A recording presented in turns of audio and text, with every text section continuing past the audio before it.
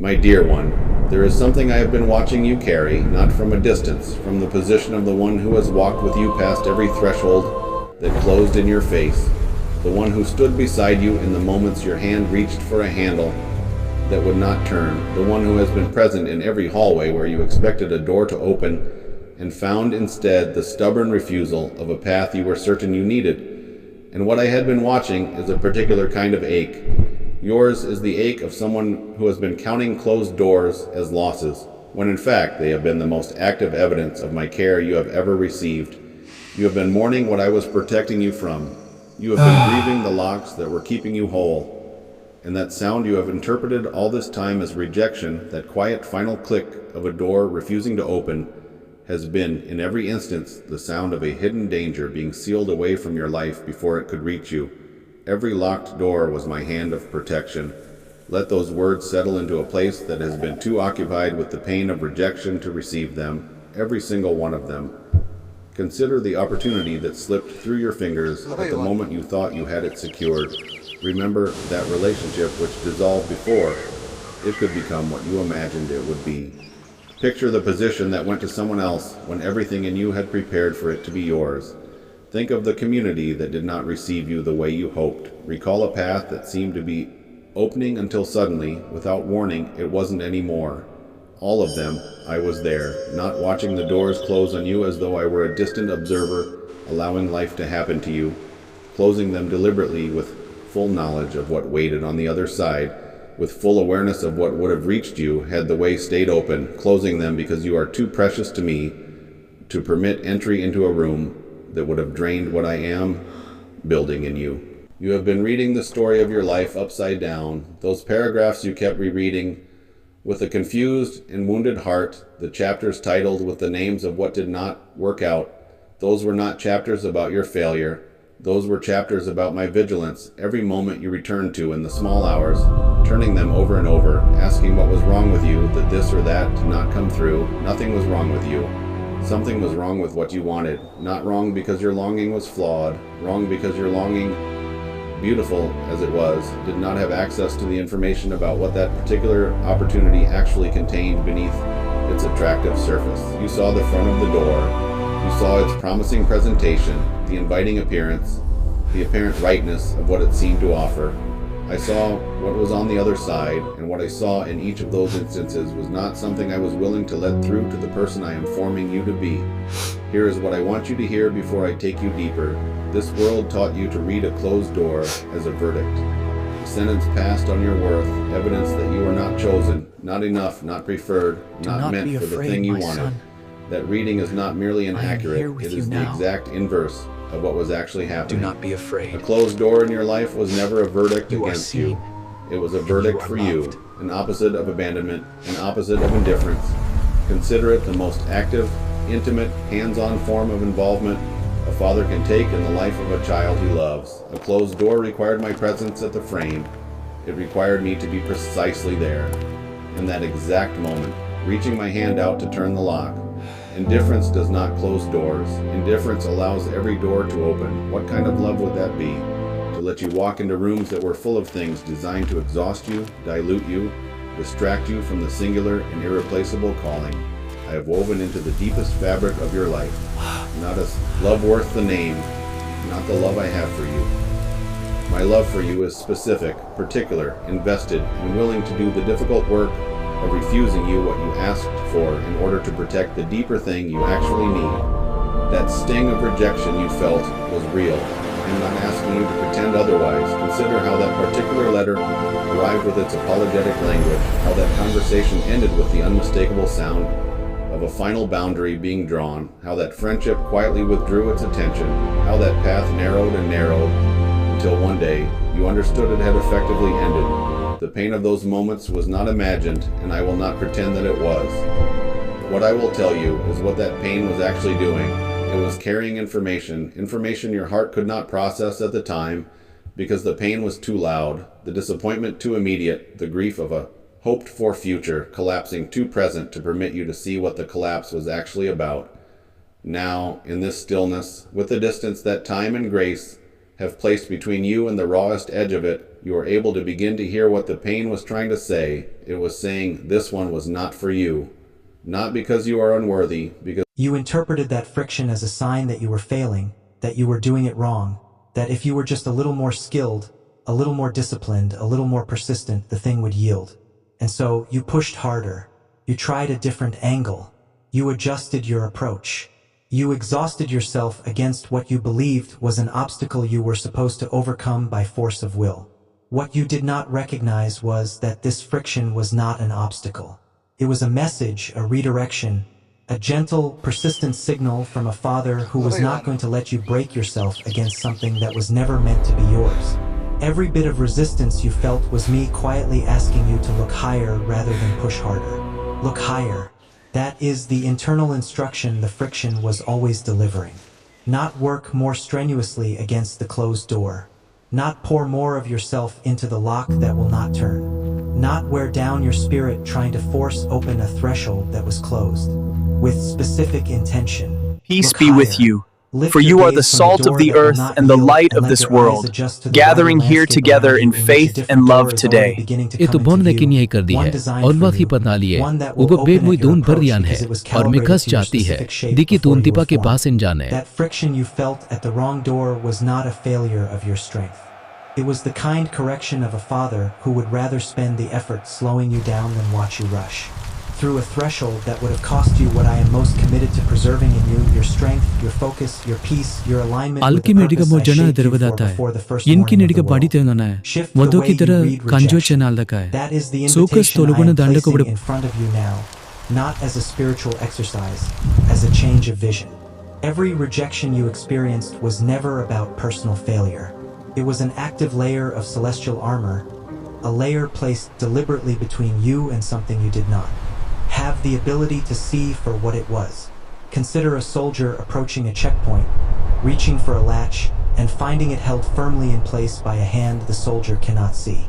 He cannot know what is on the far side of the door. From his limited vantage, all he can perceive is that he wanted access and did not get it. He can choose to read that as a rebuff. He can choose to assume the gate was malfunctioning, or the instructions were unclear, or the one on the other side simply did not want him. Or he can begin to consider a third possibility, that the hand holding the latch knew something he did not. That on the other side of that door lay a snare, a compromise, a situation that would have cost him more than he understood. That the hand refusing to open it was not punishing him, but keeping him alive for the battle he was actually being sent to. Shift the vision. Start reading the closed doors of your life as evidence of the unseen hand. A hand that cares too much about your outcome to let you walk into what would quietly unmake you. There is nothing in your history that has not been touched by that hand. Every rejection you have grieved has been my work on your behalf.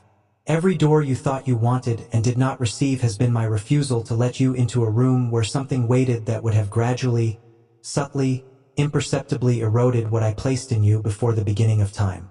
You did not see it coming. I saw it from the start. You could not have known. I did know, and the knowing is what allowed me to close the door at precisely the right moment, neither too early nor too late, so that the shield was placed before the attack could make contact with the soul I am preserving for a purpose the world has not yet seen and cannot shake once it is revealed. I want to slow down now and take you into the specific rooms you did not enter. Not to torment you with the question of what might have been, quite the opposite, to show you what was there. To draw back the curtain on the thing you could not see at the time so that you can begin to understand in your bones what you have only until now been willing to entertain as a theory. Consider the door that closed on that job you wanted with everything in you. The one whose rejection letter arrived with that polite final paragraph you read 3 times before you could fully accept it. That room was not what it appeared to be. On the surface, the position looked like a next right step, a reasonable opportunity, an obvious progression. Underneath, that role carried a specific set of pressures that would have slowly and quietly reshaped you into a version of yourself you would have struggled to recognize. This environment was not neutral. It was forming people into patterns of speech, patterns of thought, patterns of valuation that did not align with what I am forming in you. A year in, 2 years in, 5 years in, that slow reshaping would have done its work. You would not have noticed it happening in any single moment. You would have noticed it only in retrospect, looking back at the person you used to be and wondering how the distance between you became so large. I saw that reshaping preparing to begin, and I closed the door. For you, for what I am building in you, for the person you were supposed to become and cannot become from inside a room that is quietly working against the very formation. Remember that relationship which did not continue, the one whose ending still sometimes surfaces in your heart with a residue of unfinished questions. That room was not what it appeared to be, either. That person was not as they presented, not because they were malicious. Human beings are often more wounded than they know, carrying patterns laid down by their own history that they have not yet done the work to recognize. Patterns that would have moved into the structure of your life together and become the shape of your days in ways that would have cost you more than you could estimate from inside the hope of the early seasons.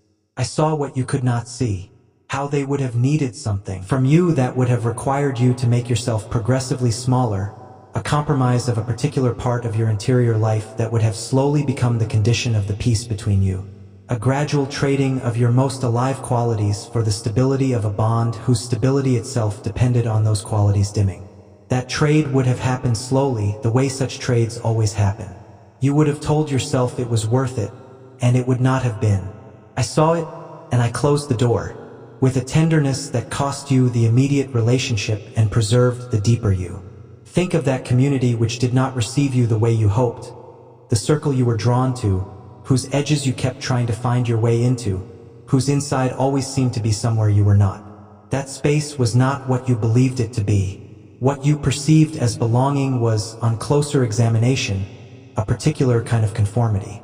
Any affection available inside that group was contingent on presenting a certain version of yourself, contingent on adopting a certain posture toward the world, contingent on 1,000 small signals that would have required you to package yourself into a shape that fit their criteria in order to maintain the sense of being welcomed, and you would have adjusted. You would have noticed the signals and adapted to them without fully registering what you were doing, because adaptation is what humans do in social environments they want to be accepted by. That adaptation would have cost you something essential, and by the time you realized what it had cost, many years would have passed, and your path back to the unmodified you would have grown difficult to retrace. I saw the compromise waiting behind the door of that belonging, and I closed the door not to leave you lonely, to keep you whole long enough to find the belonging that does not require you to disappear. Picture the path that seemed to be opening until it suddenly was not the one you had arranged your life around, the one you had begun to count on, the one whose withdrawal felt like the ground itself had shifted beneath you. That path led somewhere you had not been told about. Its destination was not what the direction suggested. Paths are not always what their first few steps imply. Sometimes a road that begins with promising scenery bends miles out of sight into a terrain you would not have chosen had you been able to see it in advance. I could see it. I could see where that road bent. I could see what the arrival at the end of that journey would have done to the person walking it, and I allowed the path to close before you had traveled far enough to be caught in the landscape past the bend. That closure was an intervention, not a rebuke of your direction, but a rescue from the unseen turning. You did not fail to walk it. I prevented the walking because I am more interested in where you end up than in what you imagine along the way. Every locked door was my hand of protection. Let that line repeat itself in the interior chambers where the memory of those closures still carries. Every one of them, those you know about and those you never fully registered. Every dramatic closure and every quiet one. Each rejection with a visible face behind it, and every silent refusal that simply took the form of circumstance. All of them were me. Picture a composite view of a father who would rather accept the temporary misunderstanding of his child than permit that child to walk into a room that would unmake her. And if you have spent years reading those closures as evidence against yourself, this is the hour to read them correctly. They were evidence of my presence. Consider them the most persistent, active, consistent evidence of my care that your life has ever contained. Now, let me go deeper into what you could not see, because it is one thing to accept in principle that hidden dangers waited behind doors you wanted open. It is another thing to feel specifically what was being protected. Those dangers were not always obvious disasters. They were sometimes, more often than you might think, subtle erosions, a slow kind of damage that people do not notice until the damage is nearly complete, a gradual drift away from the thing I placed in you, an incremental dulling of a sensitivity you were meant to keep sharp, a quiet diluting of a focus that was meant to remain concentrated on the calling I have prepared for you. These are not the kinds of dangers the human eye is trained to detect. They do not come with alarms. They do not announce themselves. They operate beneath the surface of, was not what the direction suggested. Paths are not always what their first few steps imply. Sometimes a road that begins with promising scenery bends miles out of sight into a terrain you would not have chosen had you been able to see it in advance. I could see it. I could see where that road bent. I could see what the arrival at the end of that journey would have done to the person walking it, and I allowed the path to close before you had traveled far enough to be. Consciousness, disguised as ordinary life, wearing the face of things that seem to be merely normal developments. Only someone who sees you across the full span of your becoming, from the beginning to the ultimate horizon of who you will be, can identify the difference between what will thicken you for your purpose and what will thin you away from it. I see across that full span, and in every instance where a door you wanted would have thinned you, I closed it. A human soul's energy is finite in any given season. You know this instinctively, even if you rarely pause to consider what it means. Every ounce of attention you pour into any one thing is attention you are not pouring into something else. Whatever relational bandwidth you extend toward any one set of people is bandwidth you do not have available for others. Any spiritual focus you hold toward one pursuit is focus you cannot hold toward another simultaneously. And part of what I have been doing in every closed door of your life is managing the allocation of that finite resource, protecting what I placed in you from being dispersed across too many fronts. Keeping the concentration of your essential energy undivided so that when the right threshold appears, there will be enough of you to step through it. Every door I closed was a way of preserving your supply. Every rejection I allowed to reach you was a way of keeping you from spending yourself on what would not have multiplied what I invested in you. Think of a field of seeds. If a farmer scatters seed in every direction without discernment about the quality of the soil, much of what is sown will fall on ground that cannot sustain it. Some will land on rock. Some will land among thorns. Some will be snatched up before it can take root. And the seed's energy, the life potential packed into each small shell, will have been spent on ground that could not receive it. A wise farmer does not scatter everywhere. A wise farmer directs the seed toward the soil that is ready, not because the farmer is withholding, because the farmer understands what the seed is and how much of it exists and where it will actually grow. Every closed door in your life has been that kind of direction. Not a withholding from you, but a careful guiding of what I placed in you toward the ground that can receive it. Toward the opportunities, the relationships, the callings where what you are will not be wasted, but multiplied. Each door I closed was the rocky ground, the thorny patches, the fields where seed would have been consumed before it could produce a harvest. Each door that remains open and the ones still to come are the prepared soil. I want to speak to the weariness that has been building in you from all the pushing you did at doors that were never going to open. Because there is a specific kind of tiredness that settles in a person who has spent years trying.